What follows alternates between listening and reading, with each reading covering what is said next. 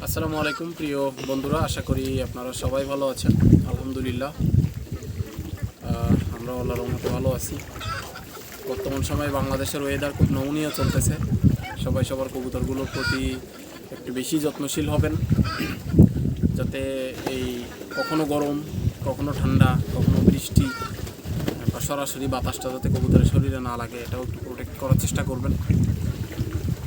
আর বর্তমান সময়ের বিশেষ যেটা সমস্যা হয় যে কারণে কবুতরের ঠান্ডা লাগা, সর্দি লাগা, এই জায়গা থেকে আপনারা কিছু ন্যাচারাল ট্রিটমেন্ট দিয়ে কবুতরগুলোকে স্বাভাবিক করে রাখতে পারেন।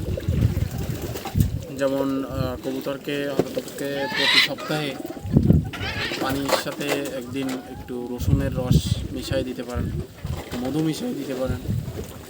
আর ন্যাচারালি আমরা যেটা করি, আমরা যেটা লং বলে অনেকে, আমরা বলি লবঙ্গ যে নাকফুল টাইপের যেটা থাকে, এটা আপনারা চাইলে 1 লিটার পানির ভিতরে বা 250 ml পানির ভিতরে আপনারা মোটামুটি 10টা লবঙ্গ যেটা, এটা দিয়ে একটু ফুটন্ত গরম পানি করে চা টাইপের তৈরি করতে পারেন।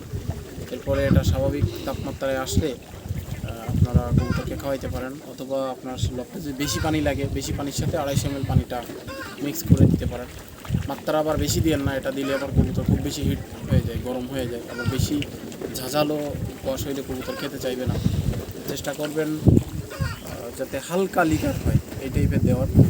পাশাপাশি একটু রসুন মিলাই দিতেন, রসুন থেতলায় পানির সাথে দিয়ে দিলেন, কষটা পানিতে বের হয়ে গেলে এরপর খাওয়াইলেন। এভাবে করতে পারেন। একটু মধু সাথে মিক্স করে দিলে আরও ভালো খাইবে, পানিটাও মিষ্টতা আসবে। তবে মধু আবার বেশি দিয়েন না, অবশ্যই কম পরিমাণ দিবেন। বেশি মধু দিলে কিন্তু